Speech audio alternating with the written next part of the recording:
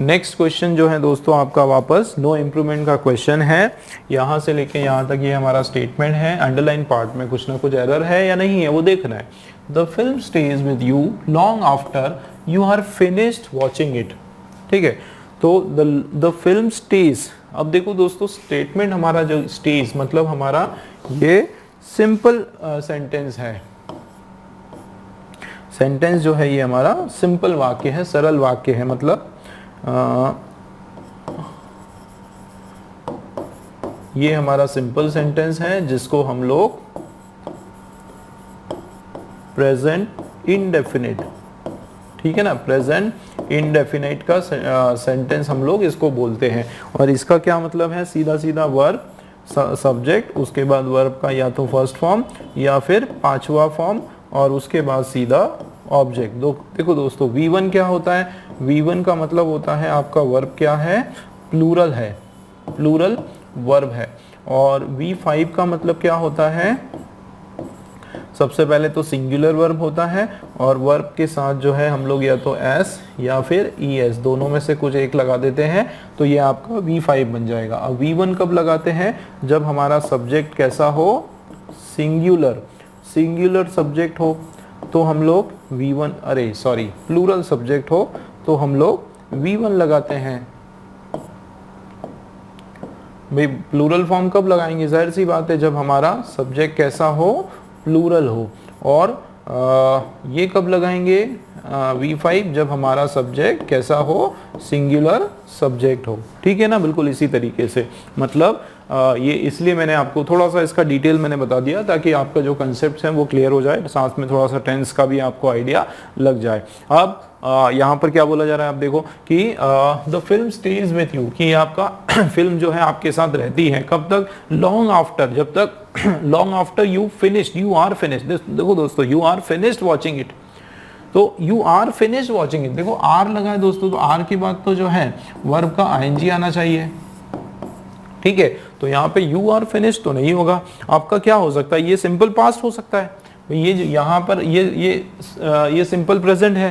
तो film stage की film जो है वो आपके साथ रहती है जब तक कि आप, कब तक रहती है, उसके बाद भी, किसके बाद भी, कि जब तक तुम उसको देख लो, मतलब आप पिक्चर को, फिल्म को पूरी तरह से देख चुके हो, आप देख चुके हो, उसके बाद भी जो है, देख चुके हो उसके बाद भी जो है फिल्म आपके मेमोरी में रहती है। मतलब चुके हो, मतलब परफेक्ट टेंस की यहाँ पर बात हो रही है कि जब तक आप उसको देख चुके हो उसके बाद भी काफी लंबे समय तक जो मूवी है वो आपके दिमाग में चलती रहती है। तो यहाँ पर यू आर फिनिश्ड रॉन्ग हो जाएगा, you have finished watching it बिल्कुल करेक्ट हो जाएगा, क्योंकि ये जो सेंटेंस है ये हमारा परफेक्ट का बन रहा है। ठीक है ना, परफेक्ट टेंस का हमारा ये अंडरलाइन पार्ट बन रहा है। और परफेक्ट में जो है हैज या फिर हैव, उसके बाद वर्ब का थर्ड फॉर्म आने वाला है। तो यहाँ पर फिनिश्ड बिल्कुल V3 है। ठीक, तो ये ए वाला हमारा राइट हो जाएगा कि after you have finished watching it, A वाला हमारा राइट आंसर है। ठीक है, चलिए नेक्स्ट क्वेश्चन आपका दोस्तों, इस पर्टिकुलर वर्ड स्टुपेंडस, इसका आपको बनाना है एंटोनिम। देखो दोस्तों स्टुपेंडस में आपको लग रहा होगा कि शुरू का वर्ड जो है स्टूपिड, स्टूपिड से स्टुपेंडस, ऐसा नहीं है ना। ये वर्ड आपका पॉजिटिव सेंस का है। ठीक है, तारीफ करने वाला सेंस है। मतलब इसमें जो है किसी की जब हम बढ़ाई करते हैं, है ना, अप्रिशिएट करते हैं तो ये यूज करते हैं। और स्टुपेंडस का मतलब होता है बिल्कुल वंडरफुल, फैंटास्टिक, अमेजिंग। ये तीनों के तीनों जो है वर्ड ये इसके समानार्थी शब्द है या फिर सिनोनिम्स है। ठीक है, ये तीनों शब्द इसके सिनोनिम्स है, समानार्थी है। तो जाहिर सी बात है इसका जो अपोजिट है वो होता है ऑफुल। ऑफुल का मतलब होता है बहुत ही घटिया, वेरी बैड, वेरी बैड, ये आप बोल सकते हो। और ये इसका राइट एंटोनिम है, इसका अपोजिट है। ठीक है ना, चलिए नेक्स्ट क्वेश्चन दोस्तों, वापस से हमारा जो है एक्टिव पैसिव का क्वेश्चन है।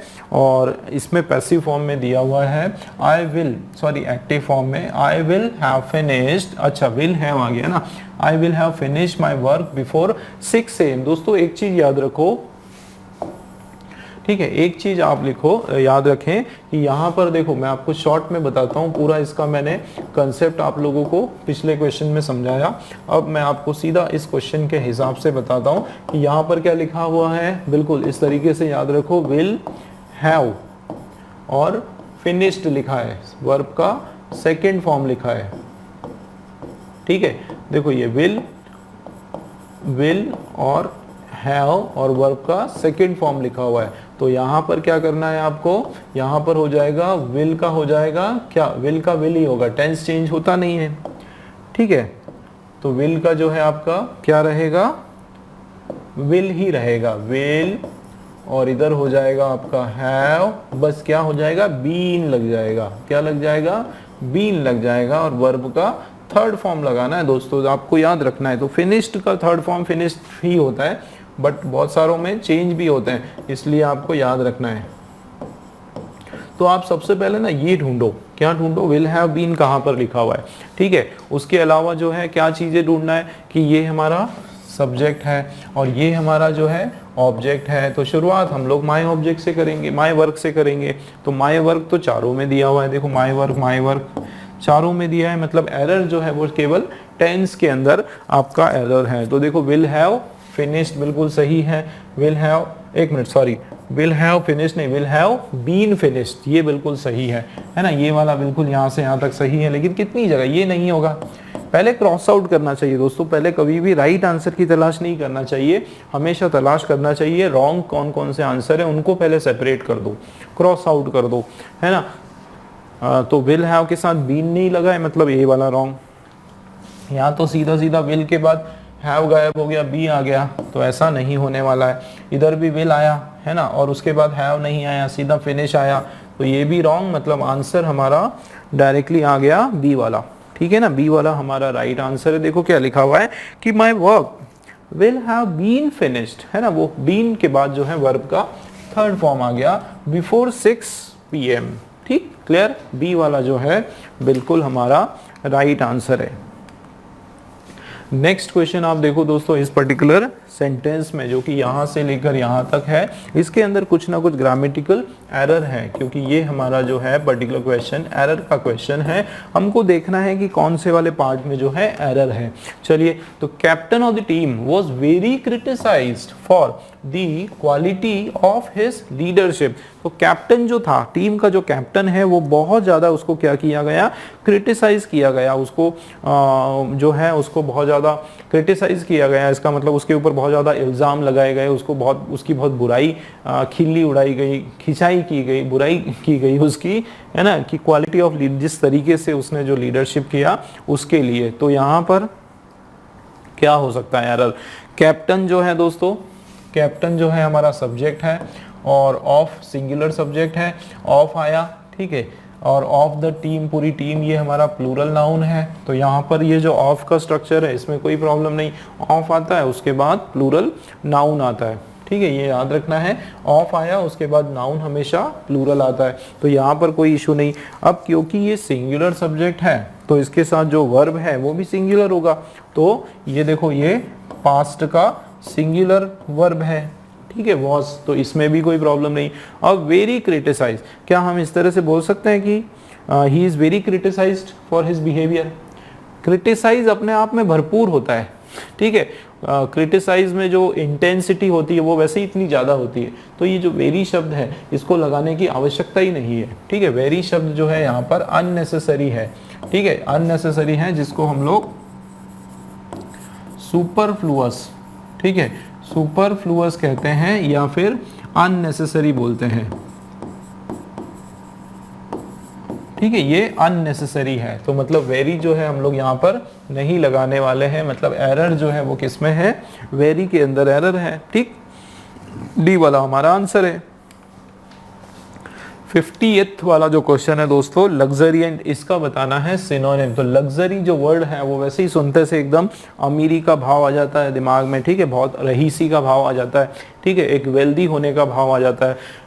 तो जाहिर सी बात है ये एक तरह से लग्जरियंट जो है क्या है, सबसे पहले तो एडजेक्टिव है, ठीक है, एडजेक्टिव होता है, ठीक है, जैसे आप बोल सकते हो कि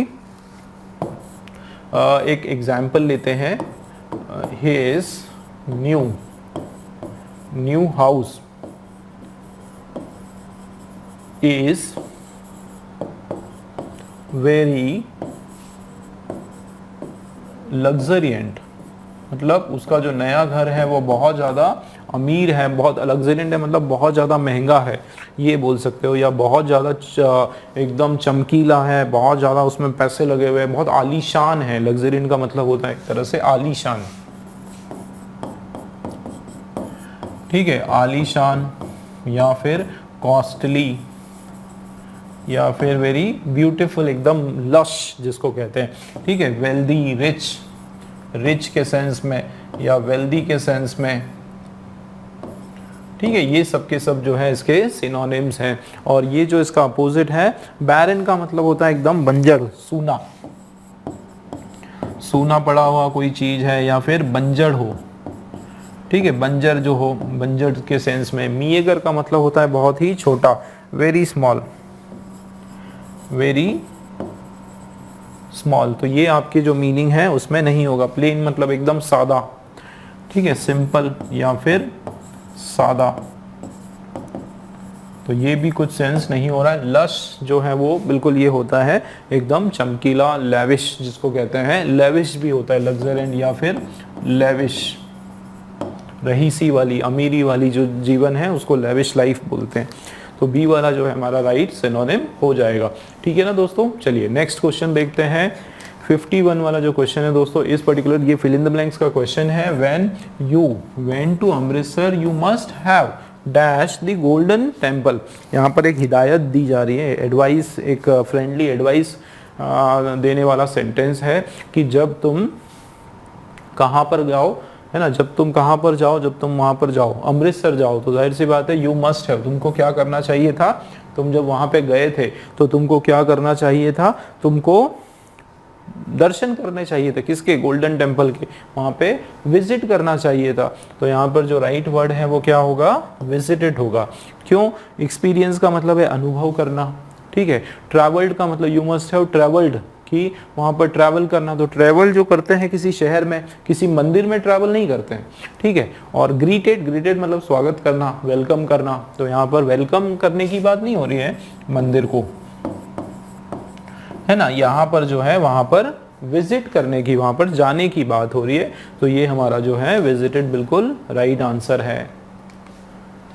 चलिए ये जो क्वेश्चन है एक्टिव पैसिव का वापस आ गया। देखो कितने सारे क्वेश्चन आपके स्टेनोग्राफर में एक्टिव पैसिव और डायरेक्ट इनडायरेक्ट से आते हैं, इसलिए बहुत अच्छे से आप लोगों को कंसेप्ट इसका क्लियर करके रखना है। देखते हैं, the war will destroy everything. दोस्तों सिंपल फ्यूचर का सेंटेंस है ये, ठीक है, कौन सा है, सिंपल फ्यूचर का सेंटेंस है और ये बहुत आसानी से आप इसको कर सकते हो, इसमें कोई भी प्रॉब्लम नहीं। जब सिंपल फ्यूचर का, जब केवल विल लिखा हुआ है, आपको पैसिव करते समय बस उसमें बी लगा दो और वर्ब का थर्ड फॉर्म लगा दो, इतना सा याद रखो तो आपका काम बन जाएगा, ठीक। आप देखो एक्टिव और पैसिव, है ना, क्या इसका स्ट्रक्चर है कि सब्जेक्ट, उसके बाद जो है विल और उसके बाद ऑब्जेक्ट, आपको करना है ऑब्जेक्ट और उसके बाद जो है विल और उसके बाद जो है बी और मेन वर्ब का जो है थर्ड वाला फॉर्म और बाय लगकर आ जाता है सब्जेक्ट। इतना सा आपको याद रखना है। तो ऑब्जेक्ट क्या है, सब्जेक्ट क्या है भाई, इसमें हम लोग वॉर की बात कर रहे हैं, युद्ध की बात कर रहे हैं, जिसके बारे में बात की जा रही है वो है सब्जेक्ट, ठीक। और ये आपका हेल्पिंग वर्ब, ये आपका जो है विल जो है वर्ब का, मेन वर्ब का फर्स्ट फॉर्म, मेन वर्ब का फर्स्ट फॉर्म, और ये एवरीथिंग, ये आपका ऑब्जेक्ट तो नहीं है, ठीक है, लेकिन आप इसको मान सकते हो। चलिए ये एक ऑब्जेक्ट या अदर वर्ड की तरह इसको हम लोग ले लेते हैं। तो शुरुआत किससे करेंगे, एवरीथिंग से करेंगे। तो एवरीथिंग, और जैसे कि मैंने आपको स्ट्रक्चर में समझाया कि विल और उसके साथ बी और उसके साथ मेन वर्ब का थर्ड फॉर्म और बाय द वॉर, तो फर्स्ट वाला ही जो है बिल्कुल हमारा आंसर आ गया, ठीक है ना, फर्स्ट हमारा आंसर है।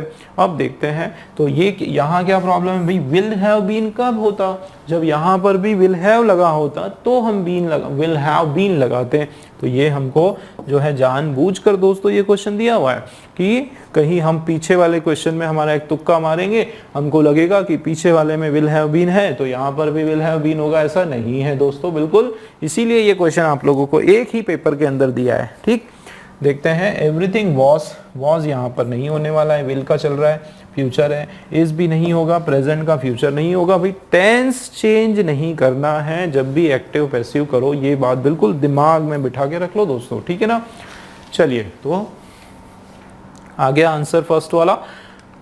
53rd जो क्वेश्चन है वापस सेम एक्टिव पैसिव का देखते हैं। The teacher is going to, ये बड़ा मस्त क्वेश्चन है दोस्तों, इसमें बड़ा आप लोग कंफ्यूज भी हो सकते हो, ठीक है, लेकिन मैं आपको बताता हूँ। Teacher is going to take the students on a picnic, इसमें क्यों कंफ्यूज हो सकते हो, क्योंकि आपको इसमें दो दो वर्ब दिखाई देंगे, एक तो गोइंग टू और एक है आपका टेक। तो दोस्तों ये जो है गोइंग टू जो है ये आपका नॉन फाइनाइट है, ये क्या है, नॉन फाइनाइट है ना। तो गोइंग टू को हमको चेंज नहीं करना है, ठीक है, गोइंग टू को हमको जो है एक्टिव और पैसिव दोनों में एज इट इज रखना है। चलिए इसका स्ट्रक्चर थोड़ा सा समझ लेते हैं, ठीक है, एक्टिव और यहां पर जो है हमारा पैसिव। अब आप देखें कि इसमें क्या लिखा हुआ है, सब्जेक्ट, ठीक है, सब्जेक्ट प्लस नहीं sorry, subject plus helping verb है ना, इसको ज्यादा स्पेस चाहिए तो हम थोड़ा सा इधर ले लेते हैं।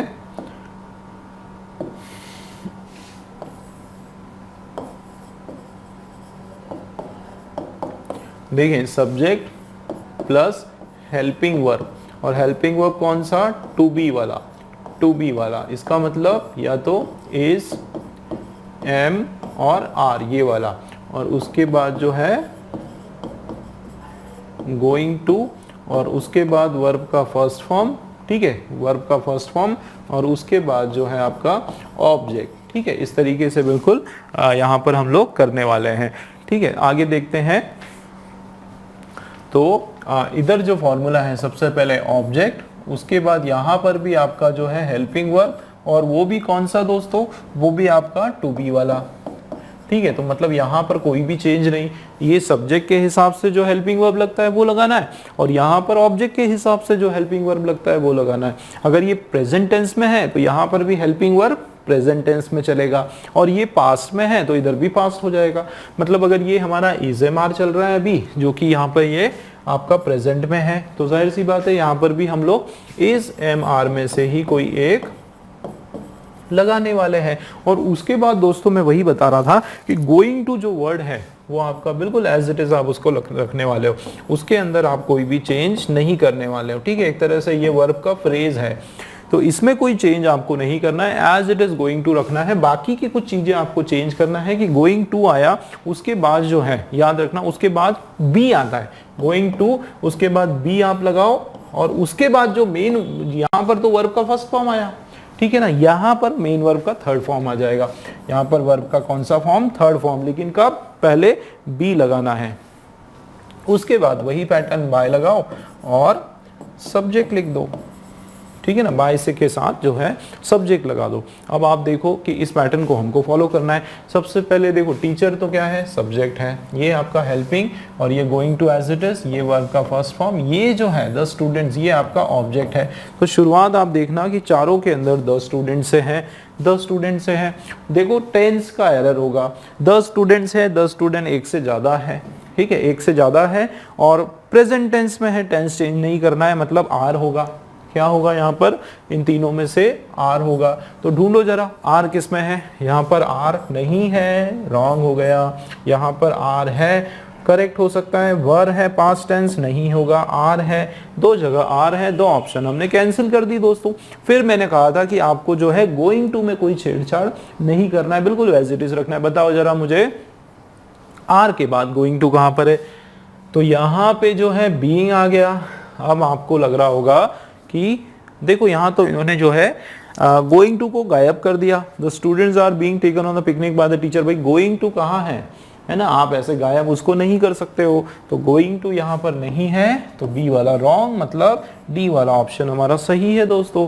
देखो इस तरीके से करना है कि गोइंग टू भी लगेगा, उसके बाद बी लग गया, और वर्ब का कौन सा form, third form, on a picnic by the teacher हमारा जो है बिल्कुल राइट, ठीक है दोस्तों। इस तरीके से आपको करना है, क्लियर हुआ। Students are going to be taken on a picnic by the teacher, इस तरीके से करना है और ये हमारा राइट आंसर है। ठीक है, क्लियर है। चलिए नेक्स्ट, तो ये ग्रामर का एरर का क्वेश्चन है दोस्तों, एरर करेक्शन हमको इसमें करना है। ये हमारा सेंटेंस है यहां से लेकर यहां तक। चलिए देखते हैं क्या इसमें। The children in the colony fed the dogs by throwing pieces of meat on them.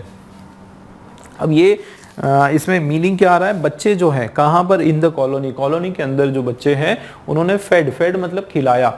तो ये फेड जो है ये वर्ब का सेकेंड फॉर्म है, वर्ब का सेकेंड फॉर्म है। V1 होता है फीड, ठीक है, फीड करना मतलब खिलाना, और दूसरा होता है V2 और V3। तो V2 और V3 सेम होता है, फेड और फेड, ठीक है, मतलब खिलाया, खिलाया, क्या खिलाया, डॉग्स को खिलाया, क्या खिलाया। देखो, the children in the colony fed the dogs by throwing pieces of meat, कि किस तरीके से वो कुत्तों को खिला रहे थे, उनके सामने जो है मीट के जो टुकड़े हैं वो फेंक रहे थे। कहाँ पर, ऑन देम, ऑन देम मतलब उनके ऊपर, तो यहाँ पे ऑन देम, तो ये तो गड़बड़ लग रहा है। चलिए पहले शुरू से देखते हैं। देखो भाई, इसके अंदर हमारा सब्जेक्ट क्या है, सब्जेक्ट है दोस्तों चिल्ड्रन, और चिल्ड्रन क्या है, प्लूरल सब्जेक्ट है, ठीक है ना, क्या है, प्लूरल सब्जेक्ट है।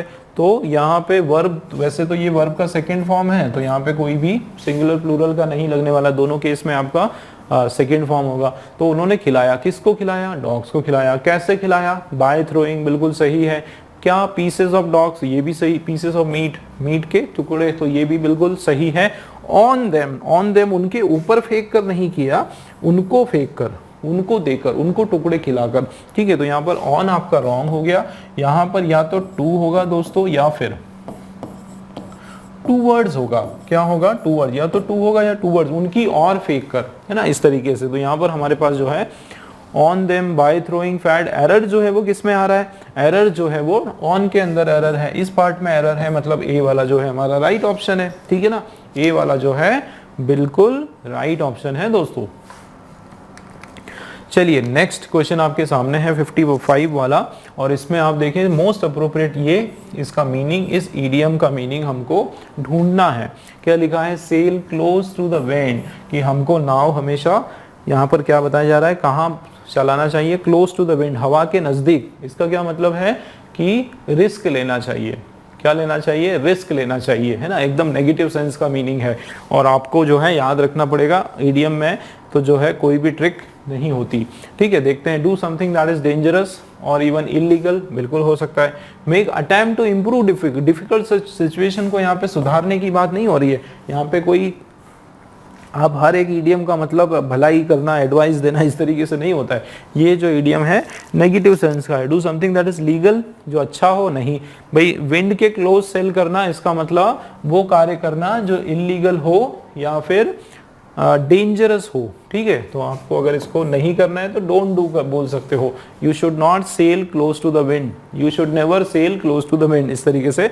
बट इसका जो मीनिंग है वो यही होता है कि आप ऐसा कोई कार्य करना जो इलीगल हो, जो डेंजरस हो, ठीक है, नेगेटिव सेंस में। तो आपका बिल्कुल फर्स्ट वाला इस ईडियम का राइट मीनिंग हो जाएगा। चलिए 56 वाला जो क्वेश्चन है, इसका हमको दोस्तों एंटोनिम बताना है। तो ये आपका रूइंड, रूइंड का मतलब होता है उजाड़, उजड़ जाना, उजड़ना, उजड़ना या फिर बर्बाद होना, ठीक है। बिल्डिंग वगैरह जो है, जो जनरली जो इमारतें वगैरह जो होती है ना, उसके लिए रूइंड वर्ड यूज होता है। तो ये आपका जो है एक नेगेटिव सेंस का वर्ड है, तो इसका अपोजिट कोई ना कोई पॉजिटिव सेंस का होगा। भाई बनाने की बात हो रही, क्रिएट करने की बात होगी, तो उसका जो मीनिंग है ये मेंडेड, मतलब क्या होता है, क्रिएट करना, क्या करना, क्रिएट करना या फॉर्म करना, क्या करना, फॉर्म करना या फिर बिल्ड करना, क्या करना, बिल्ड होना उस चीज को, ये इसका सेंस निकल कर आ रहा है। तो ये जो वर्ड्स हैं बाकी के, नहीं इसमें से जो है कौन कौन से वर्ड हम लोग देख लेते हैं, सिनोनिम्स है। तो रूइंड का मतलब होता है डैमेज्ड या फिर अनइनहैबिटेड, ठीक है, हाँ, ये दोनों भी जो है, ये दोनों जो वर्ड है अनइनहैबिटेड का मतलब होता है जहाँ पे कोई भी नहीं रहता है, कोई भी बिल्कुल ऐसी जगह जो रहने लायक ना हो या उजड़ी हुई हो जिसको कहते हैं। तो ये दोनों के दोनों जो वर्ड हैं ये सिनोनिम्स हैं, ये दोनों जो वर्ड हैं ये इसके सिनोनिम्स है। और ये जो सी वाला जो है मैंडेड, उसको बनाना, उसको गढ़ना, बिल्कुल एक तरह से क्रिएट करना, वो बिल्कुल इसका एंटोनिम सही हो जाएगा। नेक्स्ट क्वेश्चन आप देखें दोस्तों, ये वाला क्वेश्चन आपका सेंटेंस इंप्रूवमेंट का क्वेश्चन है। देखो यहाँ से लेकर यहाँ तक ये जो अंडरलाइन पार्ट है इसमें हमको चेक करना है कि कुछ इंप्रूवमेंट रिक्वायर्ड है या फिर नो इंप्रूवमेंट कर देंगे। चलिए देखते हैं। Of all the children in the class Rajiv is naughtiest, the naughtiest. देखो of all the children, of से शुरुआत हो रही है कि जितने भी बच्चे कक्षा में हैं उनमें से, इसका मीनिंग ही यही होता है दोस्तों। ये आपका एक फ्रेज है, ऑफ ऑल दी चिल्ड्रन, इसका ये फ्रेज होता है और इसका मीनिंग होता है कि जितने भी बच्चे हैं, सारे जितने भी बच्चे हैं कक्षा में से, उनमें से राजीव जो है, ये आपका यहाँ पर कॉमा आने वाला है, ठीक है, ये फुल स्टॉप नहीं होगा, ठीक है, कॉमा आ जाएगा। तो राजीव जो है वो सबसे नॉटीएस्ट है। द नॉटीएस्ट का मतलब होता है, ये सुपरलेटिव डिग्री है, वो क्या है, सबसे नॉटीएस्ट, उससे नॉटीएस्ट उस कक्षा में कोई भी नहीं है ना, तो सुपरलेटिव का है। तो ऑफ ऑल दी चिल्ड्रन जो है ये आपका एक फ्रेज है दोस्तों, और ये बिल्कुल करेक्ट फ्रेज है, इसमें कोई भी इंप्रूवमेंट की जरूरत नहीं है। मतलब ये जो क्वेश्चन है हमारा नो इंप्रूवमेंट वाला क्वेश्चन है, इसके अंदर कोई भी एरर नहीं है, ठीक। चलिए नेक्स्ट सेम नो इंप्रूवमेंट का क्वेश्चन देखते हैं। If I am to meeting the registrar, I will discuss the matter with him. कि आई एम टू मीटिंग नहीं होगा दोस्तों, क्या हो रहा है, इफ आ गया। इफ कभी भी, इफ में सिंपल, इफ जो आपका लगा है ना, इफ क्या है, सबसे पहले तो इफ के बाद कंडीशनल सेंटेंस आता है, ठीक है, क्या आता है, कंडीशनल सेंटेंस आता है। और ये कंडीशनल सेंटेंस किस में आता है, ये सिंपल सेंटेंस होता है, ये सिंपल सेंटेंस होता है जिसको हम लोग प्रेजेंट इंडेफिनिट कहते हैं, ठीक है ना, क्या कहते हैं, प्रेजेंट इंडेफिनिट कहते हैं इनको, ठीक है, प्रेजेंट इंडेफिनिट के टेंस में होता है। और इसका फॉर्मूला क्या होता है, सब्जेक्ट, उसके बाद जो है सीधा वर्ब का 1 या फिर वर्ब का 5th फॉर्म और ऑब्जेक्ट लग जाएगा। तो यहाँ पर आप देखो simple, if I meet to, meeting नहीं होता, टू के साथ तो वैसे भी वर्ब का फर्स्ट फॉर्म आता है, टू के साथ वर्ब का फर्स्ट फॉर्म होता है, तो ये तो होगा नहीं। आई वुड मीट नहीं होगा, इफ आई मीट हो जाएगा, क्या हो जाएगा, इफ आई, सिंपल, ये टू ये सब नहीं होगा, क्या हो जाएगा सीधा, इफ आई मीट, आई के साथ जो है वर्ब का V1 आता है, तो इफ आई मीट किससे, रजिस्ट्रार, ये पूरा कट करके क्या हो जाएगा, इफ आई मीट क्या होगा, registrar, I discuss the matter with him, कि जब मैं उससे मिलूंगा, किससे, रजिस्ट्रार से मिलूंगा, तो मैं उनसे इस विषय के बारे में जो है चर्चा करूंगा, ठीक, इस तरीके से।